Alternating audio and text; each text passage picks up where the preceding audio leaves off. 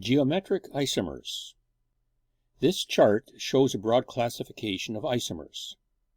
This video will focus on the particular stereoisomer called geometric isomers. The main characteristic of these stereoisomers is that the atoms are linked to the same partners, and they differ from each other only in their spatial arrangement. The constitutional isomers are dealt with in another video whose link is shown in the information below. Geometric isomers are compounds having the same molecular formula, the same bonding, but different geometry due to double bonds.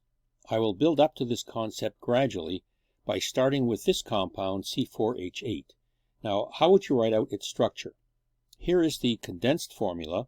Its name is 2-butene or but-2-ene. Both names are acceptable.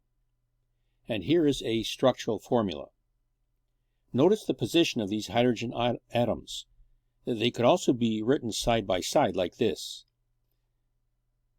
Let me pause here a moment to point out some terms.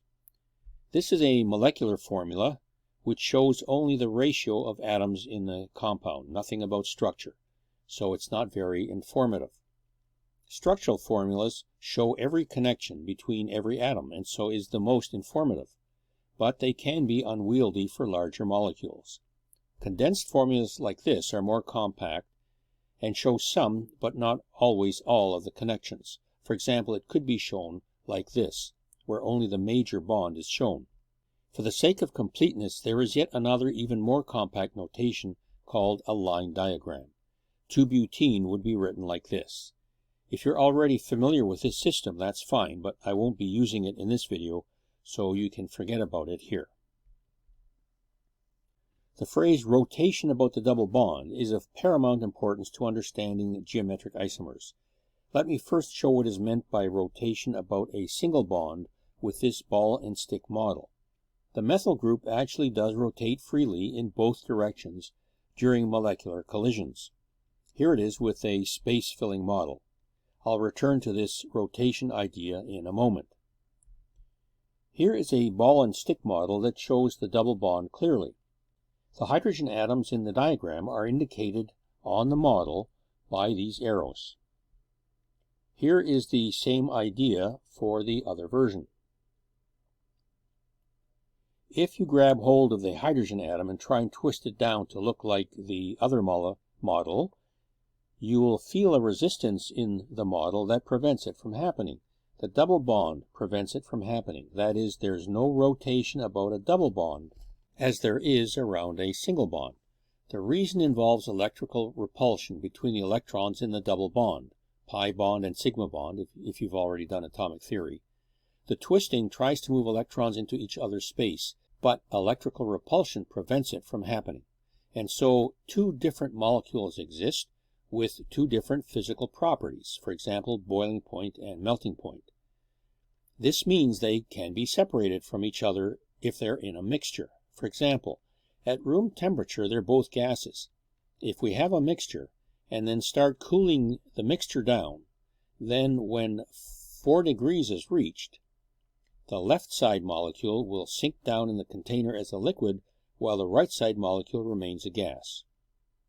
In this way, the isomers can be separated from each other. Chemically, however, they react in the same ways. Although both are 2-butene, we need an additional naming feature that tells us which one we're talking about. We introduce the Latin terms cis and trans. Cis means on this side and trans means across. In the first model, the hydrogen atoms are on opposite sides, so this is the trans configuration. In the second model, the hydrogen atoms are side by side, that is, on the same side. So this is the cis configuration.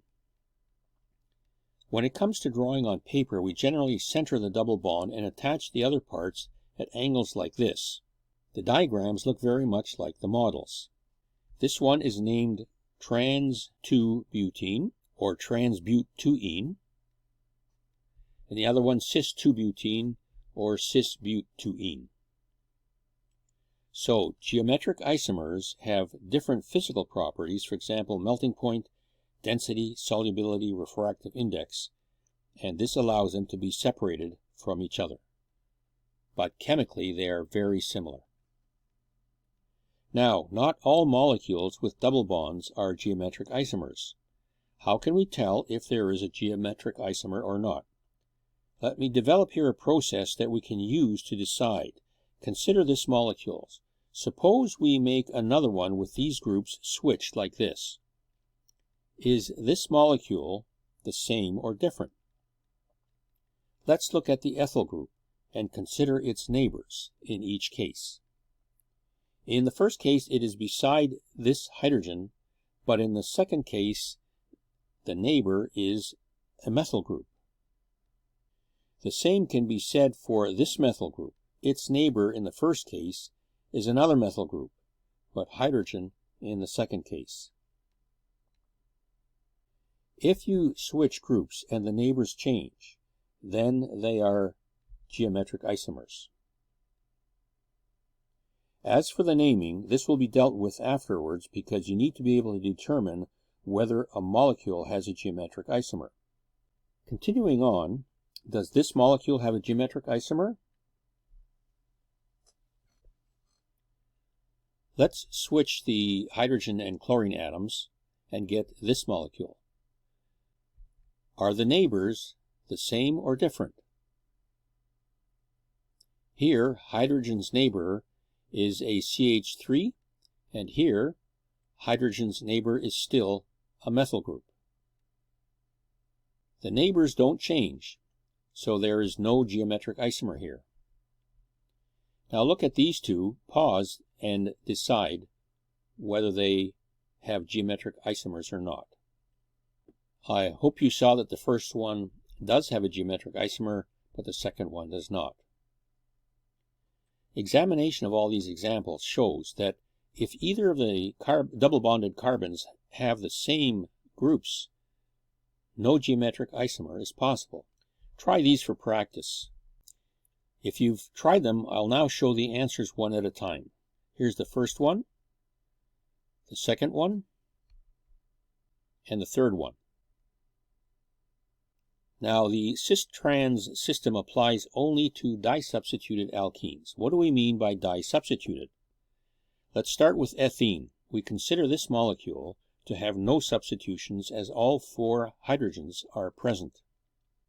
If one of the hydrogens is replaced by a methyl group, for example, it could be any atom or group, then we call this monosubstituted. Since one of the double-bonded carbons has the same groups, hydrogen in this case, then there is no geometric isomer, and we name it in the normal way, propene or 1-propene. The next one shows that 2 hydrogens have been substituted by methyl groups, so we call this disubstituted. It has a geometric isomer, and the cis-trans system must be used. This is cis-2-butene. The next one is trisubstituted. It has no geometric isomer since 1 carbon has the same groups, so the normal naming system is used, 2-methyl-2-butene. Now this one is also trisubstituted, but notice that it has a geometric isomer. The same with this molecule. But cis-trans naming cannot be used here. There is another system called the EZ system that is used, but this goes beyond high school normally and is dealt with in a separate video whose link is shown below in the information.